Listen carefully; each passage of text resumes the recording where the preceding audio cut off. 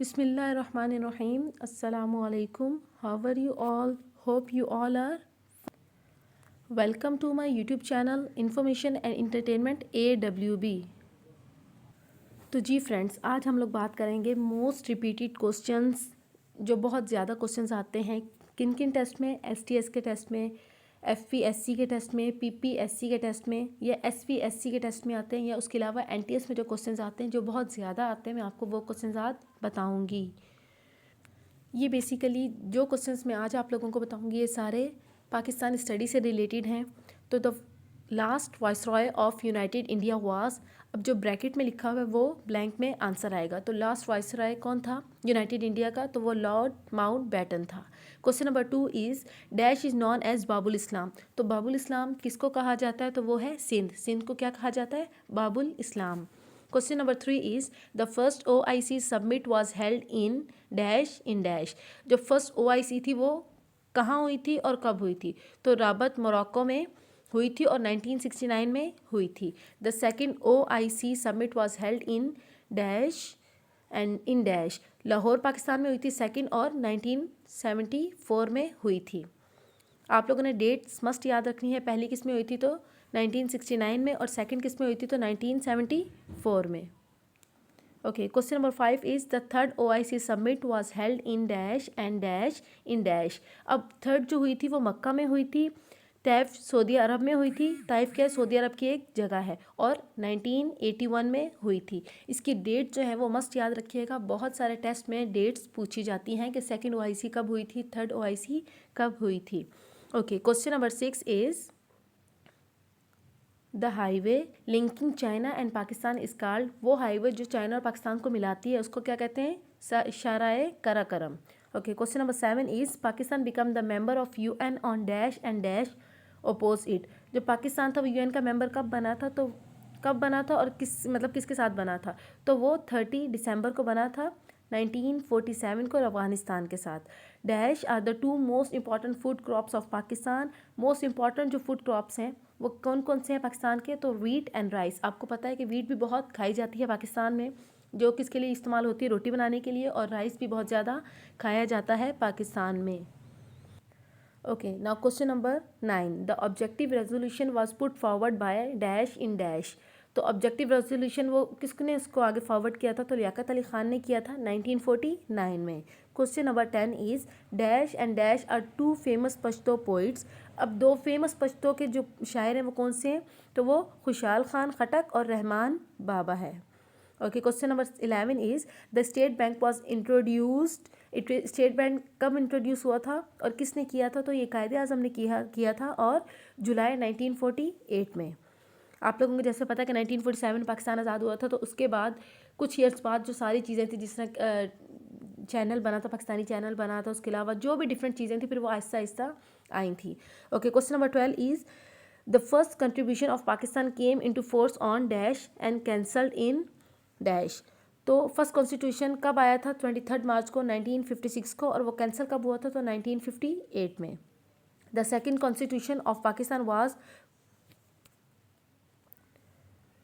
Formulated on dash. तो 1 मार्च 1962 को। और ये भी बहुत ज़्यादा बेसिक क्वेश्चंस हैं, बहुत से टेस्ट में आते हैं कि कॉन्स्टिट्यूशन फर्स्ट कब आया था, सेकंड कब आया था, थर्ड कब आया था।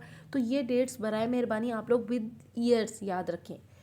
Okay, the third constitution of Pakistan was formulated on 14 अगस्त 1973। तो बराए मेहरबानी फर्स्ट 1958 में, सेकंड 1962 में, और थर्ड 1973 में आया था। ये तीनों डेट्स याद रखिएगा।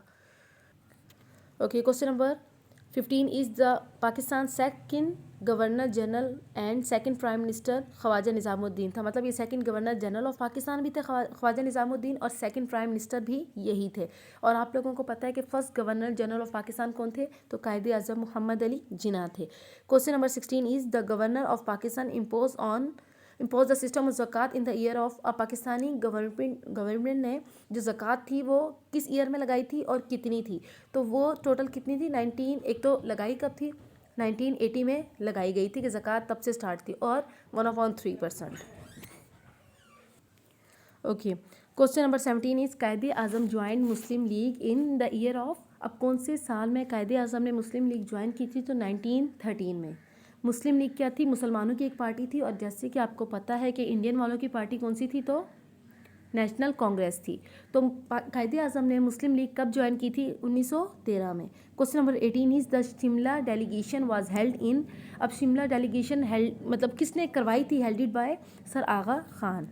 Pakistan largest heavy engineering complex is situated at dash build with the help of dash. तो ये कहाँ पे हुई थी? टेक्सला में हुई थी। और किसकी मदद से हुई थी? टेक्सला के जो इंजीनियर थे उन लोगों ने करवाई की थी, वहाँ पे हुई थी। और टेक्सला एक शहर का नाम है। और किसकी मदद से हुई थी? तो चाइना की मदद से हुई थी। Question number 20 is the highest peak of Pakistan is K2। Highest peak सबसे बुलंद तरीन चोटी कौन सी है पाकिस्तान की? तो वो K2 है। सुई gas was found in the year of. सुई गैस क्या होती है? जो हम लोग घर में यूज़ करते हैं नेचुरल गैस को हम लोग क्या कहते हैं? सुई गैस कहते हैं। और जो मेन रीज़न है इसको सुई गैस कहने का वो ये है कि ये बलूचिस्तान में सुई के मकाम पे हमें मिली थी, वहाँ से आती है। तो उसी वजह से जगह का नाम सुई है, बलूचिस्तान का एक शहर है, वहाँ से आती है। तो इस वजह से इसको क्या कहा जाता है? सुई गैस कहा जाता है। और ये हमें कब मिली थी? तो पहली दफ़ा 1952 में हमें मिली थी। Okay, dash was the chairman of boundary commission. Chairman कौन है बाउंड्री कमीशन का? तो वो sir red Cliff. Okay, the population growth rate of Pakistan is. अब पॉपुलेशन का जो ग्रोथ रेट है वो पाकिस्तान का कितना है? तो 3% है। The Lucknow pact was signed between Muslim League and dash in the year of. जो लखनऊ पैक्ट है वो किसके दरमियान साइन हुआ था? तो मुस्लिम लीग के साथ हुआ था। लेकिन मुस्लिम लीग के अलावा मुस्लिम लीग ने किसके साथ किया था? तो वो कांग्रेस थी। जो किसकी थी पार्टी? इंडिया वालों की, हिंदुओं की जो थी। और कौन से साल में हुआ था? तो 1916 में हुआ था।